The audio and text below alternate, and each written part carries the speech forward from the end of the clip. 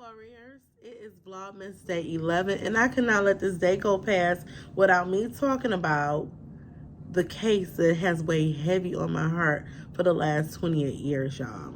And that case is of the disappearance of little DWAN Sims.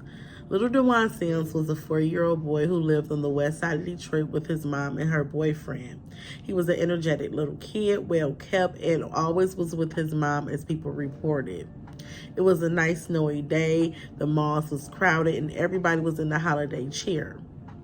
But this Christmas, y'all, would turn out to be the worst Christmas of DWAN, his father, and family and friends, and everyone who searched, everyone who learned, and everyone who have heard of this case. It would be the worst Christmas ever.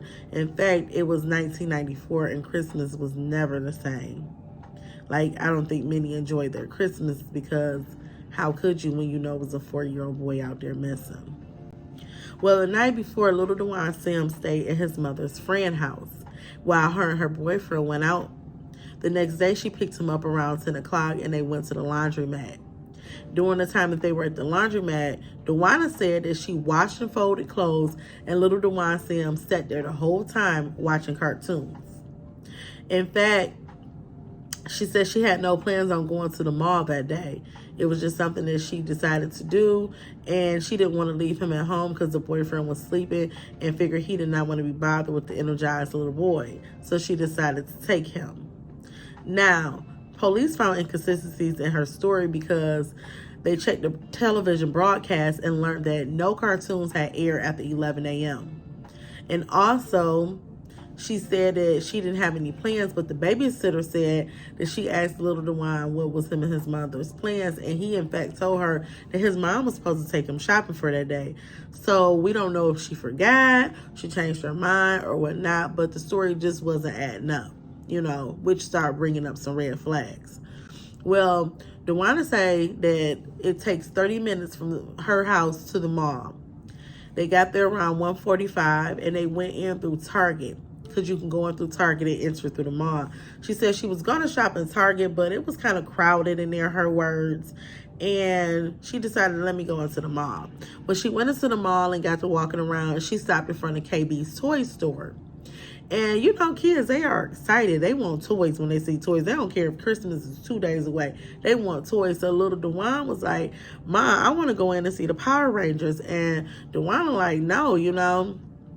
She didn't want to go in there, and she said she proceeded on, and she got a couple of stores up, and she asked little DWAN, because he was dragging behind after that. So she asked him a question, and he was nowhere to be found. She said she searched the local area that they were in, and then she went on and searched the whole mall, and it took her 2 hours. And at this point of not finding him after 2 hours, she went up to the first person she saw with the radio, which was a female janitor in the mall. So she went to the female janitor, who alerted security, which came immediately and did an extensive search themselves for little DWAN Sims, alerting shoppers and everyone else around to be on the lookout for little DWAN Sims. Well, after they finished their search, DWAN said, "You know what? My mom works out here." And they looking at her like, "Well, why are you just telling us this? Where does she work?" Miss Beverly Harris worked at Foot Locker. So they go over to Foot Locker hoping that little DWAN Sims is there. And they go in there. Guess who they find? Beverly Harris, but no little DWAN Sims. So then she like, "Well, why are you just alerting me? You know, if you've been searching for him for 2 hours, why are you just coming here to me?" So she leaves work immediately and go aid in the search with little DWAN Sims. But after they come up with nothing, they call the police, the security. So then the police come in and do an extensive search. And not only do they do an extensive search, they search areas that customers just don't have access to. And then they do a second search. And then they come back in the third time and do a search with the dogs to sniff out his scent. Now, nothing turns up when it comes to little DWAN Sims. Everything is just cold. They questioned hundreds of employees. They pulled surveillance video. And while they're pulling the surveillance video, y'all, they got one crew looking at the surveillance video, and then they have another crew interviewing DWAN, her boyfriend, and her mom, and they contacted the dad and interviewed him as well. Now, the dad had a solid alibi. He hasn't even saw little DWAN since Thanksgiving. So he was definitely clear from any involvement in his disappearance. So they went on to, questioning DeWanna, and her story didn't waver. She kept with the same story. And then they pulled up surveillance footage, and they showing her surveillance footage, and she was like, here we go, right here, this is us. And as they zoom in on this surveillance footage, they like, no, that's not you. And DeWanna got really offensive, like, no, that is me and my son, and she wouldn't give up the story that was her and her son for quite some time. And then she finally said, you know what, that's not me and him. But they knew it wasn't her because the clothes didn't match, y'all. They like, you up here changing clothes in between missing, looking for your son and he missing? I mean, is that what you did? Because this is not you, and the clothes do not match, which really kind of like threw them like, nah, you making us really look at you, because you were very strong on that being you and your son, and we knew that was not you and your son. You knew that was not you and your son because them clothes did not match. But whatever. They go on, and they do this extensive search with not just them, but the community get involved, because now it's like little DWAN Sims has been abducted from the mall, because he's not in this mall, so he has to be outside of the mall. So they go on and do this search, y'all, and they have DeWanna come down and take 2 polygraph tests. Well, she failed both of them, just blew the test. And she like, well, I was very nervous when I took the test. I got a lot of stress on me. I don't think she said nervous. She was stressed. She had a lot of stress on her. So she blew the polygraph test, and that was her reasoning for blowing it, So not only that, y'all, they looked at the footage, and guess what? They never seen DeWanna in any footage besides entering the mall and going straight to the janitor for help. They never seen her, and it was only 1 camera out at Target, y'all. 1 camera. And so they feel like if it's only 1 camera out at Target, okay, you get a pass on that camera. But you ain't getting a pass on all the rest of the cameras when you said you searched diligently for him for 2 hours. You looked for your son for 2 hours. You should be on multiple cameras running around here like a chicken with your head cut off looking for your son, right? Well, that was not the case. They only see her on that 1 camera coming in and going straight to that janitor and reporting her son missing at 4 o'clock. So they just then chunked it up. DeWan never came to that mall. He was never around that mall. And yeah, they was on a ghost chase looking for little DeWan at the mall, and he had never been there. So Beverly, which is DeWanna's mom, had got like really defensive, like, y'all trying to do my daughter wrong because of the case that took place 6 months ago with another lady named Susan who said her kids was missing, but in fact she killed her kids. So they trying to, DeWanna feel like they're trying to focus so much on her that they're not applying pressure on finding the son. And not only is they not trying to find her son, they're trying to find a body, and she trying to find her son. We trying to look, mine is alive, okay, and we need to be looking for him. And that's her attitude. So she kind of like had a rocky relationship with the police after that, and really like cut off communications over time. And she ended up getting married 3 months later. She had more kids, and she moved out the state, y'all. She got married, moved out the state, and had more kids. Unfortunately, little DWAN Sims, nothing about him has ever come up.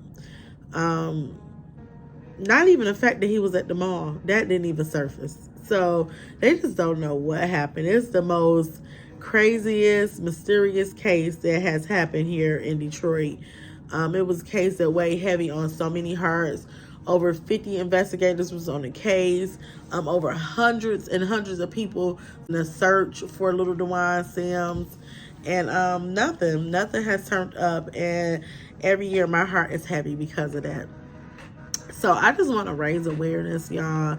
I'm going to show y'all after this pictures of what he looked like at the time he came up missing and the composites that they had got over time.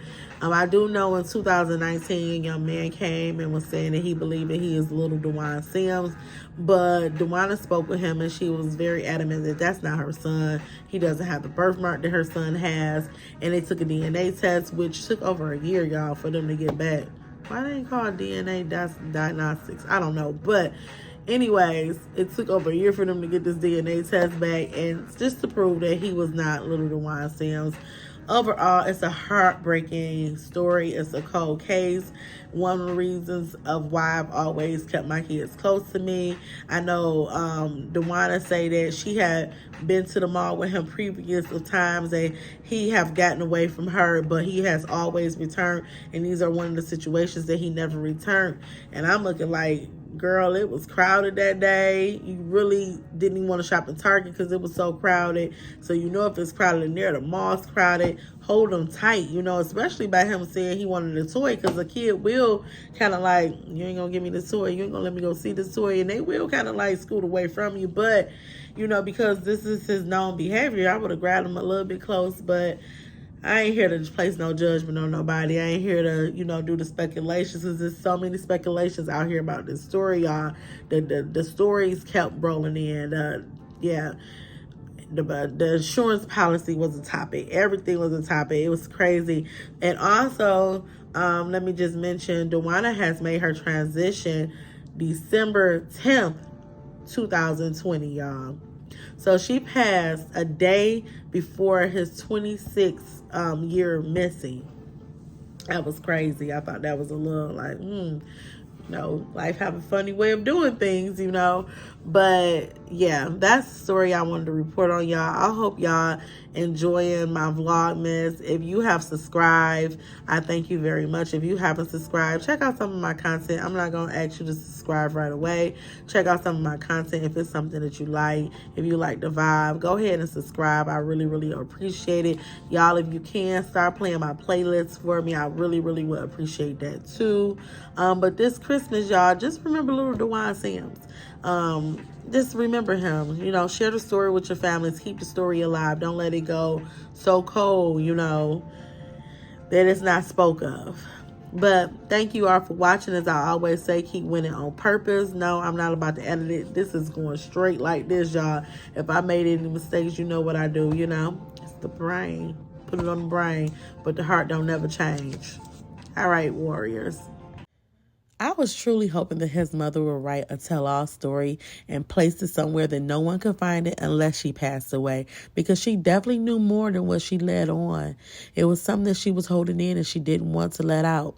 But I pray that whatever the story is, that it come to light one day. And may her soul rest in peace. First videotape we've seen of the 4-year-old since his disappearance on Sunday. And DWAN's grandmother now prepares to answer questions about an insurance policy she took out on the little boy's life shortly before he disappeared. Good evening, I'm Hugh Perkins. And I'm Rich Fisher. Thanks for being with us tonight. DWAN's mother says one moment her son was walking next to her in the mall, and the next he was gone. The 4-year-old seems to have disappeared without a trace. Police have received hundreds of tips, but so far, all leads have hit a dead end. TV News' Tamara Iwerks joins us now live from the Livonia Police Department with the latest on the search for DWAN. Tamara? Well, Rich, without a doubt, police here are very frustrated. The tip line continues to ring. The tips keep coming in. The detectives are checking them out, but so far they have all been empty leads. In fact, investigators say they still have no proof that DWAN Sims was ever even at the Wonderland Mall on Sunday, but they keep hoping to hear from somebody who did see him there.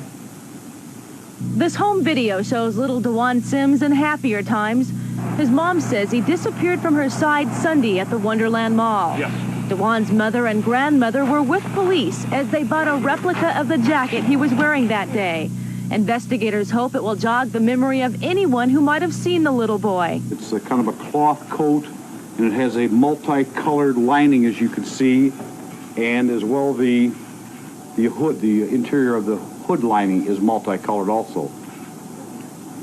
We believe that DWAN Sims, it was kind of a cold day on Sunday, had the hood up over his head and would have had these tie strings tight to keep him warmer. DeWanna Harris tells police she had a run-in of sorts with another driver as she pulled into the mall parking lot. They were both waiting for the same spot she parked in. Investigators hope that motorist will come forward. And they want everyone to take a close look at her red Thunderbird, hoping someone remembers seeing her behind the wheel last weekend. We're looking at all possibilities. Maybe she was followed to the Target store by someone. So if she was seen driving this car from her neighborhood and you saw her, we would like to know that. Investigators have retraced DeWanna Harris's steps through Wonderland Mall. as Wayne County cops comb through another part of Rouge Park. Police are actively searching for DeJuan, despite all their dead ends, while his mom and grandma pray for his safe return home. Well, police may be disheartened, but they certainly are not giving up hope. They have received well over 300 tips. They continue to wait for the one that will eventually pay off and hopefully lead them to DWAN Sims.